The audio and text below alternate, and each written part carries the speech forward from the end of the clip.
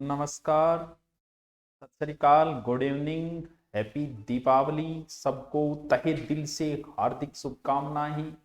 मेरे राम आए हैं अवध में तो स्वागत तो बनता है। वो बात अलग है कि पटाखों पे बैन है। ऐसे ही चलता रहा तो एक दिन दियों पे भी बैन लगा देंगे। वो जी अंटार्कटिका की बर्फ पिघल रही है, जहाँ भयंकर कोरोना फैला वहां भी खुशियां मनाई जा रही है हर प्रोग्राम में। लेकिन हमारे यहाँ तो चलो, अब तो बहाना तो है कोरोना का। इससे पहले भी लगे जब कोरोना नहीं था, चलो कोई बात नहीं, लगना भी चाहिए जहां पर प्रदूषण ज्यादा हो, लेकिन जहां न हो वहां तो नहीं होना चाहिए। चलो ये तो रीट का रिजल्ट आया। सबको बहुत बहुत बहुत शुभकामनाएं। अच्छे अच्छे नंबर लेके आ रहे हैं, एक ही जगह से टॉपर आ रहे हैं, एक ही रूम से आ रहे हैं, ये भी बधाई वाली बात तो बनती है। तो सबको हार्दिक शुभकामनाएं। और मैसेज भी आने लग गए थे, कोई 125 बोल रहा था, कोई 130, कोई 135। तो मैसेज आ रहे थे तो लगा था कि मैसेज इन स्क्रीनशॉटों को शेयर करें। लेकिन जब बेरोजगार बन के देखते हैं तभी असफल तो हम भी हुए थे। तो ऐसा अगर बेरोजगार बन के देखें और आज मेहनत करके भी जिसके 120 आए, 115 आए, उन पे क्या गुजर रही होगी। क्योंकि एक मैसेज आया मेरे पास कि सर मेरे 115 बने हैं। तो 115 बने सर, मेरा होगा कि नहीं होगा। ये इमोजी था रोने वाला, क्योंकि परिस्थितियां समय के अनुसार, धर्म की परिभाषा होती है, शब्दों की परिभाषा समय के अनुसार होती है हमेशा।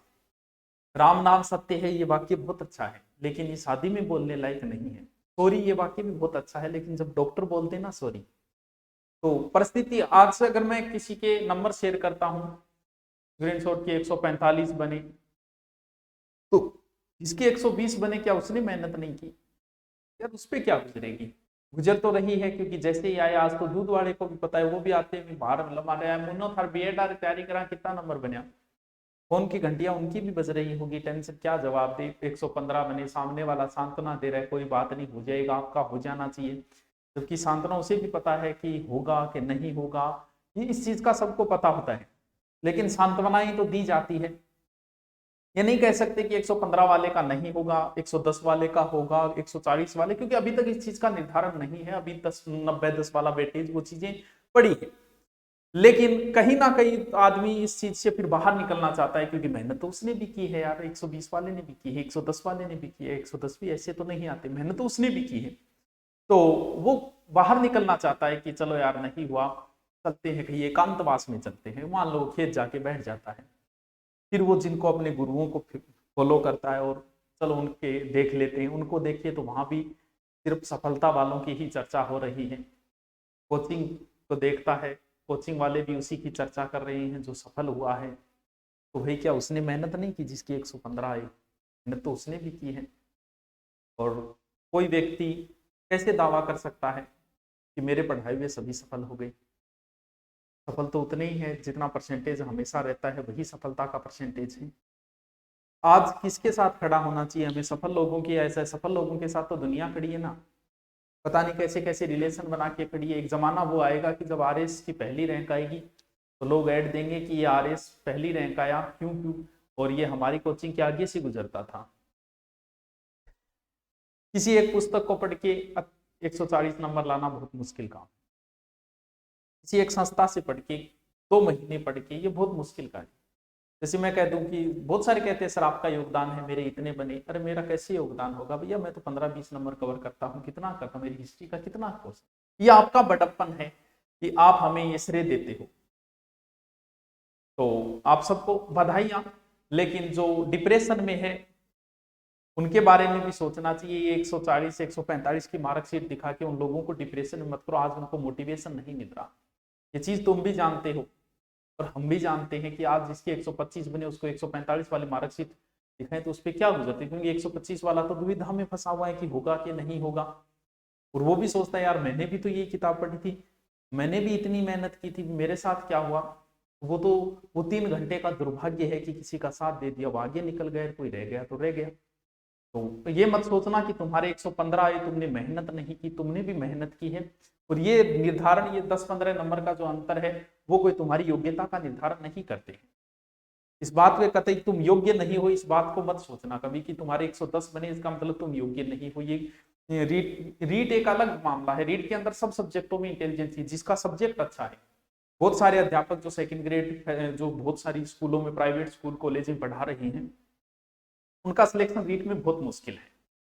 जैसे मैं रीट का पेपर दूं, मेरा सिलेक्शन नहीं होगा, लेकिन मैं अगर हिस्ट्री से फर्स्ट एड दूं तो मेरे अच्छे चांसेस बनते हैं, क्योंकि जिसका सब्जेक्ट मजबूत हो उसके लिए सेकंड और फर्स्ट एड जैसी भर्ती है। आदमी सोचता है कि फर्स्ट एड इतनी बड़ी, अरे नहीं बेटा, तेरे अगर सब्जेक्ट मजबूत है तो तेरे लिए फर्स्ट एड और सेकंड ग्रेड ही बनी है। ऑल ओवर तू है। जैसे नए नए बंदे पास, जैसे इसमें नए बंदे ज्यादा सिलेक्शन होते हैं रीट के अंदर, क्योंकि वो फ्रेश होते हैं, वो सारे सब्जेक्ट पढ़ लेते हैं। लेकिन जो स्कूलों में पढ़ा रहा है लंबे समय तक, और उसके लिए रीट नहीं बनी है। उसके लिए तो सब्जेक्ट वाले सेकंड ग्रेड और फर्स्ट एड बनी है, क्योंकि उसमें सब्जेक्ट मैन है। सेकंड ग्रेड फर्स्ट ग्रेड में कभी उसका सिलेक्शन नहीं होगा जिसका जीके अच्छा होगा, सिलेक्शन उसी का होगा जिसका सब्जेक्ट अच्छा होगा। अगर आपका सब्जेक्ट अच्छा है तो आप कतई चिंता न करें, आपके लिए सेकंड ग्रेड और फर्स्ट ग्रेड की भर्तियां ही बनी हुई है। तो चिंता न करें इस चीज का, ये कोई निर्धारण नहीं है आपकी योग्यता का। तो आप सबको जिनका हो गया उनको बहुत बहुत बधाइयां, बहुत बहुत शुभकामनाएं हैं, और आप हमेशा ये दो, ये अच्छी बात है। और ये आपका बड़प्पन है, हमारा इससे कुछ नहीं। लेकिन हम तो ये सोच रहे हैं कि जिनका नहीं हुआ उनका कौन है, उनके भी तो हम ही हैं। आज उनको ज्यादा जरूरी है हमारे, ना कि उनको जरूरत है जिनका हो गया। वो तो हो गया उनका, तो आज तो दुनिया खड़ी है उनके साथ। उनके तो इंटरव्यू हो रहे हैं, नए नए उनको लोग संबंध जोड़ रहे हैं उनसे। कोई कह रहा है हमारे यहाँ टेस्ट सीरीज ज्वाइन की, कोई कुछ कह रहा है। लेकिन जिनका नहीं हुआ, अगर कोई विद्यार्थी सफल होता है उसका जिम्मेवार अगर एक शिक्षक है, तो जो है सफल हुए उसका जिम्मेवार कौन है भाई? क्या शिक्षक जिम्मेवार नहीं उसका? मैं कह दूं कि ये स्टूडेंट मेरा है 7वीं 8वीं 10वीं रैंक लेके आया है, तो जो फेल हुए उसका जिम्मेवार कौन? क्योंकि वो तो सभी होंगे भी। एक क्लास के अंदर एक स्टूडेंट के नंबर ज्यादा आए हैं, उसका जिम्मेवार अगर मैं हूं, तो कम आए हैं तो उसका जिम्मेवार भी मैं ही हूं। तो हम इस बात पे विचार करें कि जिनके नहीं हुआ, जिनके कम नंबर आए, तो उन पे हमें क्या करना चाहिए, हमारी ओर से क्या सुधार करनी चाहिए। हमने पूरी कोशिश की है, जिनके अच्छे नंबर आए उन्होंने ठीक है बधाइयां दी, जिनके नहीं आए तो कम नंबर आए तो सुधार करेंगे हम, और अच्छा सुधार करेंगे। आप भी अपने अंदर क्या कमियां रही आपके अंदर, उन चीजों का सुधार करो आप। क्योंकि एक ही कक्षा में 100 बच्चे पढ़ते हैं, सफल होने वाले 7 या 8 होते हैं, असफल होने वाले जल्दी। एक बार एक ऐड आया था, बहुत पहले की बात है, अखबार के मैन प्रश्न में एक ऐड आया, उसमें सिलेक्शन वालों की लिस्ट थी, अखबार का पूरा जैकेट बोलते हैं, उसमें लगभग 50-60 फोटोएं थी। बोल देखो गुरुजी ने कितना सिलेक्शन दिए। बिल्कुल यार, बहुत सिलेक्शन दिए, 60 सिलेक्शन। तुम बेटा तन बेरो कितना पढ़ाया? गुरुजी वो खोल बेरो ने 20,000 बच्चे पढ़ाए। तो ये सिलेक्शन कितने? सिलेक्शन तो 60, इतना ही दिख रहे हैं। असफल कितने वो दिख रहे हैं? मैं आज ये बखान करूं कि मेरे यहाँ से रीट में मान लो कि 5,000 हुए, लेकिन ये भी तो देखो मैंने पढ़ाई कितने। सिलेक्शन का आधार तो ज्यादा पढ़ाएगा वहां ज्यादा निकल जाएंगे, लेकिन आंकड़ा वही रहेगा। 100 में से 7, 8, 10 का आंकड़ा ही रहता है। हमें वो आंकड़े दिख रहे हैं, असफल कितने हुए वो हमें पीछे का आंकड़ा दिखाई नहीं देता। कोई व्यक्ति सुपर 30 बैच 30 में से 30 सिलेक्शन दिया, आनंद कुमार, सिलेक्शन वो होते हैं, वहां दिखता है। मैं कोई अगर ये कहे कि मेरे 100 बच्चे थे, 100 के 80 सिलेक्शन हुए हैं, वो होता है। 100 में से 7, 8 देना कौन सी बड़ी बात है? क्या बखान करें इसका, क्या बढ़ाई करें यार इस चीज की भी। आज ऑनलाइन में मैंने इतने बच्चे पढ़ा दिए, उसमें से 15, 20, 30, 50, 100 अगर हो गए, तो उसका क्या बखान करूं मैं? ये मेरी कोई योग्यता का निर्धारण नहीं है। योग्यता का निर्धारण तो तब होता कि जब मैं 150 बच्चे लेता, 150 के 150 सिलेक्शन देता। ऐसा तो बिरले ही उदाहरण होते हैं। तो आप सबको बहुत बहुत बधाइयां, चिंता न करें, बहुत सारी भर्तियां आपका इंतजार कर रही है, अपने आप को संभालिए। ये कोई योग्यता का निर्धारण नहीं है। हम मानते हैं कि चिंता होती है, टेंशन, इसलिए हमने आपको टेंशन नहीं दी स्क्रीनशॉट डाल के, क्योंकि इस समय बड़ी दुविधा में होता है वो, किसी का इस तरीके से देखता अपने आप को कोसता है। आज आपको वो चीज कोसेगी, समय के अनुसार परिभाषाएं बदलती है। एक समय थोड़े 2 महीने बाद जब मैं सेकंड ग्रेड वालों को मोटिवेशन दूंगा, मैं कहूंगा कि रीट में 150 में से 145 नंबर लेके आया था ये बंदा, तब मोटिवेशन मिलता है। लेकिन आज जब बंदा मेहनत करके 125 पे अटक गया, 145 वाले को देखता है, उसे बड़ा दुख होता है। आज उसे मोटिवेशन नहीं मिलता। इसलिए हमने थोड़ा सा नहीं डाला, क्योंकि आपको चिंता इस तरीके की नहीं होनी चाहिए। क्योंकि जब बेरोजगार बन के देखते हैं तो हर चीज का एहसास होता है।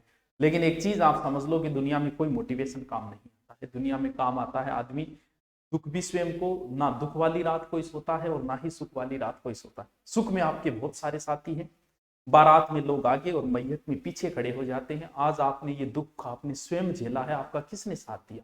आपके माता पिता और परिवार के छोटे किसी ने साथ नहीं। मुसीबत की घड़ी में कौन किसका साथ देता है, अंधेरे में तो साया भी जुदा इंसान से।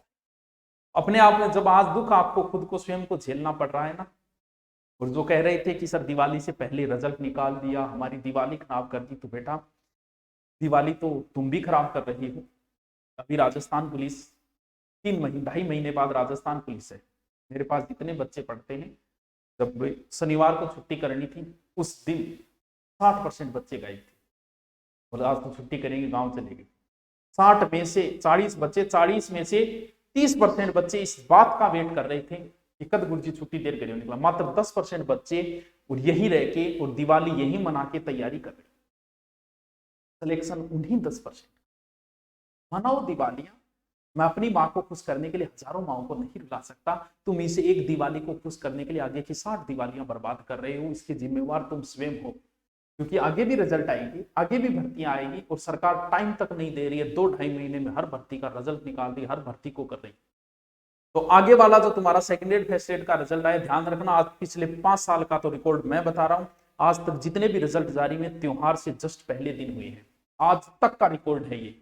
तो इस दिवाली पे तुम क्या कर रहे हो? मौज मस्ती कर रहे हो पुलिस वालों। एग्जाम है तुम्हारा जनवरी के अंदर, और गांव में मस्ती कर रहे हो ना, तो आगे वाली होली जो है ना तुम्हारी खराब होने वाली, इसकी जिम्मेवार तुम स्वयं हो। सरकार को दोष मत दो कि हमारा त्योहार खराब कर दिया, तुम स्वयं खराब कर रहे हो तुम्हारा त्योहार। कहाँ जरूरत थी तुम्हें गाँव जाके भटकने की 7-7 दिन? तुम्हें नहीं पता कि तुम मौज मस्ती कर रहे हो ना, उसी मौज मस्ती में कोई और अपने 7 चैप्टर सल्टा लेगा। ये 7 दिन की छुट्टियां है ना, एक कंप्यूटर पूरा का रिपीट कर सकता है 7 दिन में। फिर कहते हो हमारी दिवाली खराब कर दी, तुम खुद स्वयं खराब कर रहे हो। आगे की 60 दिवालियां मनानी है तुम्हें, या फिर ये दिवाली मनानी थी, ये तो तुम पर डिपेंड है। कोई फर्क नहीं पड़ता, एक दिवाली नहीं बनाओगे तो एक दिवाली यहाँ रुक जाओगे ना, कोई फर्क नहीं पड़ता। मिठाई यहाँ बना लो, जहाँ रूम में रह रहे हो वहां बना लो, दिए यहाँ जला लो, कोई फर्क नहीं पड़ता। लेकिन जिम्मेवार तुम स्वयं हो, किसी को दोष नहीं दे सकते आप। आज गांव में बैठ के और बोल 7 दिन ही छुट्टी होगी, मौज होगी, गांव में बैठ के कहते हो, फिर कहते हो रीट का रिजल्ट निकाल के हमारी दिवाली खराब कर दी। नहीं, तुम स्वयं खराब कर रहे हो। दिवाली जिनके अच्छे नंबर आए ना, उनकी दिवाली अच्छी गई है, और आगे भी उनके आगे के 60 त्योहार और अच्छे जाएंगे उनकी। लेकिन आपका क्या होगा? तो दोस्त किसी पर मत दो, अपनी कमियां हैं, अपनी कमियों के अंदर सुधार करो। तो चलो, दुख चिंता करने की जरूरत नहीं है, तुम्हारी योग्यता का निर्धारण नहीं है ये एक एग्जाम। तो चलिए, दिवाली को सबको शुभकामनाएं। मैंने सीरियस नहीं किया है आपको, आज त्योहार का दिन है इसलिए, लेकिन हो जाती है, तकलीफ होती है कि जो 120 वाला है वो तो द्विधा में फंसा हुआ, इधर उधर कॉल कर रहा है, ये वो दुखी है कि होगा कि नहीं होगा। लेकिन अभी कुछ नहीं पता है मेरिट का निर्धारण क्या होगा, अभी नहीं पता है। 120 वाले का भी हो सकता है, 110 वाले का भी हो सकता है। चलिए, आप सभी को शुभकामनाएं दिवाली की। और हमारे नए बैच जो है वो चल रहे हैं, फर्स्ट ग्रेड सेकंड ग्रेड, हमारा विशेष फोकस है, चिंता करने हम अपनी तरफ से पूरी मेहनत करते हैं। सिलेक्शन तो वही आंकड़ा रहेगा, दुनिया का कोई व्यक्ति कुछ भी कहे, 100 में से वही 8-10 का आंकड़ा रहता है, हर संस्था का, हर ऑनलाइन वाले का, वही हमारा रहा है। लेकिन मैंने पहले भी बोली थी कि मैं अपने प्रचार के लिए कभी ये नहीं कहूंगा कि ये बच्चा मेरे पास पढ़ा, ना पीछे किया है कभी, ना आगे करेंगे। हम अपनी मेहनत करते हैं, जो मेहनत करते हैं उन्हें प्रचार की जरूरत कभी नहीं होती। तो REET first grade second grade के नए बैच है, रीट के नहीं है, फर्स्ट ग्रेड और सेकंड ग्रेड, हाँ जिनके कंप्लीट हो गए। हम हमेशा कोर्स एग्जाम तक देते, कई बच्चे पूछते हैं कब तक रहेगा, एग्जाम तक। जैसे रीट का हमारा पहला बैच 2 साल तक बच्चों के पास रहा, एग्जाम तक रहता है। लेकिन कुछ बच्चे 2 महीने पहले खरीदते हैं, 2 महीने पूरे होते गुरुजी मारते एग्जाम हो गए, मैं तो 2 महीना ही पढ़े हूं। तो बेटा 2 महीने के अनुसार ही तुमने फीस दी, क्योंकि जब एग्जाम नजदीक आ जाता है तो हम फीस क्या कर देते, 100, 500, 300 ये फीस कर देते हैं। तो फीस भी हमने उसके अनुसार लेते हैं। जैसे अभी फर्स्ट ग्रेड की हमारी फीस कितनी है, 4500, 4000, कुछ बच्चे कह रहे हैं ज्यादा नहीं है, क्या पता 2 साल में हो, लाइव है। और फर्स्ट ग्रेड में सब्जेक्ट के अच्छे अध्यापक है, सारे के सारे वो परसेंटेज पे होते हैं सारे के सारे। हम फीस थोड़ा सा कम नहीं कर पाते, ये मजबूरी है, क्योंकि उसमें हम पूरा सब्जेक्ट देते हैं। वो एक टीचर का तो मिलेगा, और वो भी लाइव, हो सकता है 2 टीचर की भी दे दे, 3 की भी दे दे, 1 का तो कन्फर्म है ही। इसके अलावा जीके का पूरा हम दे रहे हैं, तो इसकी कोई फीस ज्यादा नहीं है ये। और ये फीस जब लास्ट फर्स्ट ग्रेड एग्जाम आ जाएगी 1 महीने पहले, इसकी फीस बहुत कम हो जाएगी, तो वो तो उसके अनुसार होती है। लेकिन अभी आरएस का एग्जाम हो गया, आरएस वालों का हम 2 महीने कोर्स और नहीं हटाएंगे। हमने कहा एग्जाम के अनुसार है, लेकिन तुम पढ़ लो यार, क्यों? क्योंकि ग्राम सेवक की एग्जाम है, इसलिए हम नहीं हटा रहे। लेकिन बाकी सबका कोर्स हम हटाने जा रहे हैं, लेकिन हटाने से पहले आपके पास एक मैसेज आएगा, अगर आप इस कोर्स को 1 साल के लिए रखना चाहते हैं तो नॉर्मल फीस 100, 200, 500, 700 जो भी फीस रखी है हमने, उस फीस के अनुसार आप 1 साल तक उसे रिन्यू कर सकते हैं कि नहीं मैं पढ़ना चाहता हूँ। बाकी क्योंकि 2-2 साल हो गए कोर्स को, इसलिए हम हटा रहे हैं। वैसे पिछला राजस्थान पुलिस, दूसरी राजस्थान पुलिस आ गई, पिछले वाला अभी तक नहीं हटाया, तो हटाना ही पड़ेगा। तो इसलिए उसमें ये न कहें कि आप हटा क्यों रहे हो, क्योंकि हमने एग्जाम तक का बोला था, फीस भी उसके अनुसार ही ली है हमने, ठीक है। तो सेकेंड ग्रेड फर्स्ट ग्रेड के सभी कोर्स हैं, फीस आप देख लेना उसके अंदर जाके, ज्यादा फीस नहीं है, कंप्यूटर के भी है, और सारी भर्तियों की आप सेकंड ग्रेड फर्स्ट ग्रेड सभी सब्जेक्टों की ऑफलाइन की जानकारी मैं संडे को दूंगा, पूरी जानकारी दूंगा सेकंड ग्रेड फर्स्ट ग्रेड और सब ऑफलाइन बेंच की। जो ऑफलाइन आना चाहिए वो आ जाए, ऑफलाइन के अंदर आपको एक कोर्स मुफ्त में मिल जाएगा ऑफलाइन अगर आप ज्वाइन करते हो। ऑनलाइन जिसको लेना चाहता है वो लाइव, अभी क्लासें नहीं चल रही है, गुरुजी छुट्टी पे है, दीपावली की छुट्टियां चल रही, सोमवार से क्लासें शुरू होगी, सभी लाइव क्लासें हैं सारी के सारे। अभी तक कोर्स बिल्कुल भी नहीं हुआ है, 10% कोर्स हुआ है, 10% अपलोड है, बाकी सारी लाइव क्लासें होगी। सभी भर्तियों के आप जिसका भी लेना चाहिए वो आपकी मर्जी है, ठीक है। Okay, thank you, happy Diwali सबको।